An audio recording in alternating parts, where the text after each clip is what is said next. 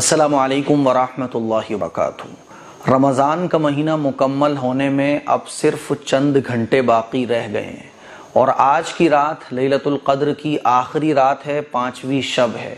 آج کی رات توبہ کی رات ہے، مغفرت کی رات ہے، اللہ کی بخشش حاصل کرنے کی رات ہے۔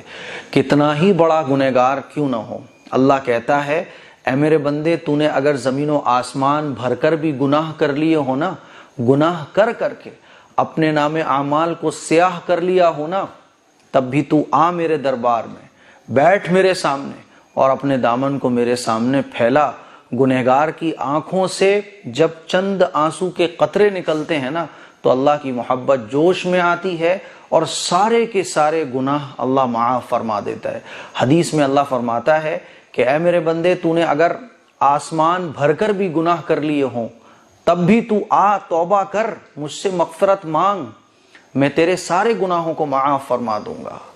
مجھے تیرے گناہوں سے کیا فرق پڑتا ہے، تو توبہ کر، میں تیرے سارے گناہوں کو بخش دوں گا۔ تو آج کی رات یہ توبہ کی رات ہے، بخشش کی رات ہے۔ بخشش حاصل اگر ہمیں ہو گئی نا، تو ہمارا بیڑا پار ہو جائے گا، قبر کی سختی بھی آسان ہو جائے گی، آخرت کی سختی بھی ہمارے لیے آسان ہو جائے گی، ہم کامیاب ہو جائیں گے۔ وہ شخص کامیاب ہے جس کے گناہ معاف ہو جاتے ہیں۔ اور اللہ کے نبی صلی اللہ علیہ وسلم کے ارشاد ہے کہ بہترین گنہگار وہ ہے، ہر بندہ گنہگار ہے، خطا کار ہے، کچھ نہ کچھ گناہ سب سے ہو ہی جاتے ہیں۔ اللہ کے نبی کا ارشاد ہے کہ بہترین خطا کار اور گنہگار وہ ہے جو گناہ کرنے کے بعد توبہ کر لے۔ آج کی رات بخشش کی رات ہے، اپنے سارے گناہوں کو یاد کرو۔ آج کی رات اللہ کے سامنے بیٹھ کر 2 رکعت نماز صلاۃ التوبہ کی آج کی رات پڑھو۔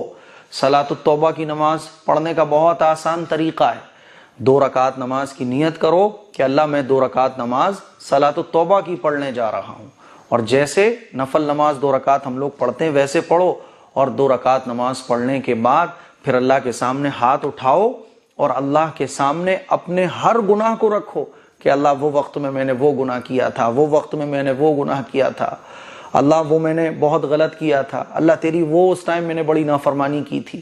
اللہ سے کہو کہ اللہ یہ وہ گناہ ہیں جو مجھے یاد ہیں، اور جو گناہ میں کر کے بھول گیا وہ تجھے پتہ ہے۔